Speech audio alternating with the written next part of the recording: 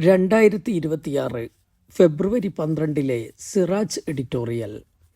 മണിപ്പൂർ വീണ്ടും കത്തുന്നു. ഒരു ഇടവേളയ്ക്ക് ശേഷം മണിപ്പൂർ വീണ്ടും കത്തുകയാണ്. മദ്യപാനത്തിനിടെ ഇരു ഗോത്രവർഗത്തിൽപ്പെട്ട യുവാക്കൾ തമ്മിലുണ്ടായ തർക്കമാണ് പിന്നീട് വംശീയ കലാപമായി മാറിയതെന്നാണ് റിപ്പോർട്ട്. ശനിയാഴ്ച ലിദാൻ ഗ്രാമത്തിൽ മദ്യപാനത്തിനിടെ നാഗാ വംശജനായ ഒരു യുവാവിനെ കൂക്കി ഗോത്രത്തിലെ ചിലർ ആക്രമിച്ചതോടെയാണ് സംഘർഷം പൊട്ടിപ്പുറപ്പെട്ടത്. 25 വീടുകളും 4 സർക്കാർ ക്വാർട്ടേഴ്സുകളും ഇതിനകം അഗ്നിക്കിരയായി. സ്ഥിതിഗതികൾ നിയന്ത്രണാതീതമായതോടെ ലിദാൻ, മങ്കോട്ട് ഗ്രാമങ്ങളിൽ നിന്ന് നൂറുകണക്കിന് പേർക്ക് വീടുകൾ ഉപേക്ഷിച്ച് പലായനം ചെയ്യേണ്ടി വന്നു.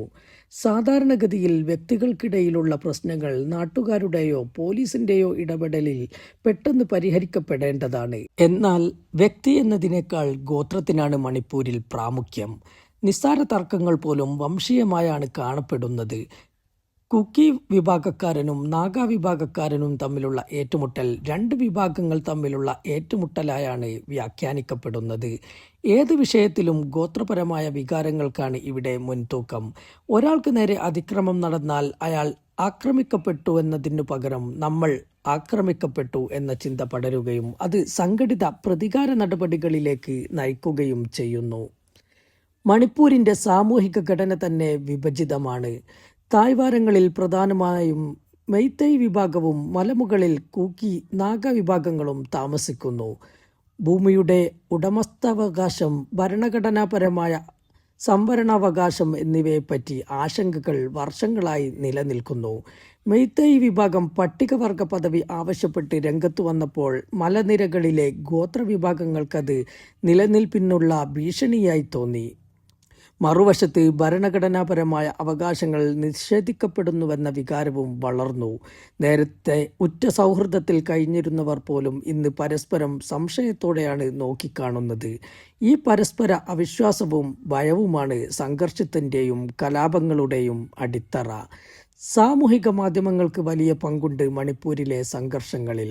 യുവാക്കൾക്കിടയിൽ മദ്യപാനവുമായി ബന്ധപ്പെട്ടുണ്ടായ തർക്കത്തെ മറുവിഭാഗം നടത്തിയ ആസൂത്രിതമായ ആക്രമണമെന്ന രീതിയിലാണ് സാമൂഹിക മാധ്യമങ്ങളിൽ പ്രചരിപ്പിക്കപ്പെട്ടത്. നിമിഷങ്ങൾക്കകം ഈ വാർത്ത പരക്കുകയും ജനക്കൂട്ടം അക്രമാസക്തരായി തെരുവിലിറങ്ങുകയുമായിരുന്നു. പഴയ സംഭവങ്ങളുടെ വീഡിയോകൾ പുതിയ സംഭവമെന്ന വ്യാജേന പ്രചരിപ്പിക്കലും വ്യാജ വാർത്തകളും ചിലരുടെ സ്ഥിരം ശൈലിയാണ്. ഇന്റർനെറ്റ് നിരോധനം താൽക്കാലിക നിയന്ത്രണം സാധ്യമാക്കിയാലും ഗോത്രങ്ങൾക്കിടയിലെ വിശ്വാസക്കുറവ് പരിഹരിച്ചെങ്കിൽ മാത്രമേ ശാശ്വത പരിഹാരം സാധ്യമാകുകയുള്ളൂ. സാമൂഹിക മാധ്യമങ്ങൾ പ്രചരിപ്പിക്കുന്ന വീഡിയോകളുടെയും വാർത്തകളുടെയും സത്യാവസ്ഥ പരിശോധിക്കാതെ പ്രതികരണം ഉയരുമ്പോൾ ഒരു ചെറിയ തർക്കം സംഘടിത അക്രമമായി വളരാൻ അധിക സമയം വേണ്ടിവരില്ല.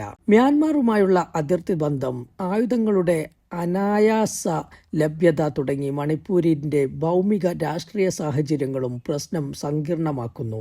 കലാപത്തിൻ്റെ തുടക്കത്തിൽ പോലീസ് സ്റ്റേഷനുകളിൽ നിന്നും ആയുധപ്പുരകളിൽ നിന്നും കവർച്ച ചെയ്യപ്പെട്ട തോക്കുകളും വെടിയുണ്ടകളും ഇപ്പോഴും ജനങ്ങളുടെ കൈവശമുണ്ട്. മുൻകാലങ്ങളിൽ സജീവമായിരുന്ന സായുധ സംഘടനകളുടെ അവശിഷ്ടങ്ങളും സ്വാധീനവും പൂർണ്ണമായി അപ്രത്യക്ഷമായിട്ടുമില്ല.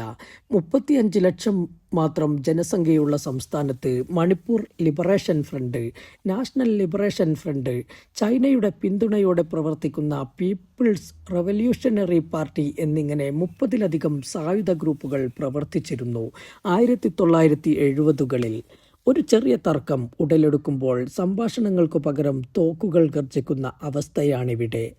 തോക്കുകൾ താഴെ വെച്ച് മനുഷ്യർ തമ്മിൽ സംസാരിക്കാൻ തുടങ്ങിയാൽ മാത്രമേ മണിപ്പൂരിൽ സമാധാനം കൈവരികയുള്ളൂ. രാഷ്ട്രീയ താൽപ്പര്യങ്ങൾ മാറ്റിവെച്ച് മനുഷ്യത്വത്തിന് മുൻഗണന നൽകുന്ന ഒരു സർക്കാരിൻ്റെ നിയന്ത്രണവും വേണം. ഗോത്രങ്ങളും സമൂഹങ്ങളും തമ്മിൽ നിലനിൽക്കുന്ന അവിശ്വാസവും സംശയങ്ങളും അവസാനിപ്പിക്കാനുള്ള നടപടികളാണ് പ്രഥമമായും വേണ്ടത്. യുവജന സംഘടനകൾ, സാമൂഹിക പ്രസ്ഥാന നേതാക്കൾ, മതനേതാക്കൾ എന്നിവരുടെ സഹകരണത്തോടെ സ്ഥിരം സംവാദവേദികൾ സംഘടിപ്പിക്കുന്നത് ഇതിന് സഹായകമാകും. ഭൂമിയുടെ അവകാശ പ്രശ്നങ്ങളിൽ ന്യായമായ പരിഹാരവും കാണണം. തൊഴിലില്ലായ്മയും മദ്യപാനവുമാണ് യുവാക്കളെ അക്രമത്തിലേക്കും സായുധ പ്രസ്ഥാനങ്ങളിലേക്കും എത്തിക്കുന്നത്. അവർക്ക് ശരിയായ ദിശാബോധം നൽകുകയും വിദ്യാഭ്യാസവും തൊഴിലും വർദ്ധിപ്പിക്കാൻ പദ്ധതികൾ ആവിഷ്കരിക്കുകയും വേണം. പോലീസിന്റെയും അർദ്ധസൈനികരുടെയും അടിച്ചമർത്തൽ താൽക്കാലിക സമാധാനം സൃഷ്ടിച്ചേക്കാമെങ്കിലും വിശ്വാസം, നീതി, സമത്വം എന്നിവയുടെ ഉറച്ച അടിത്തറയില്ലാതെ സ്ഥിരം ശാന്തി കൈവരികയില്ല.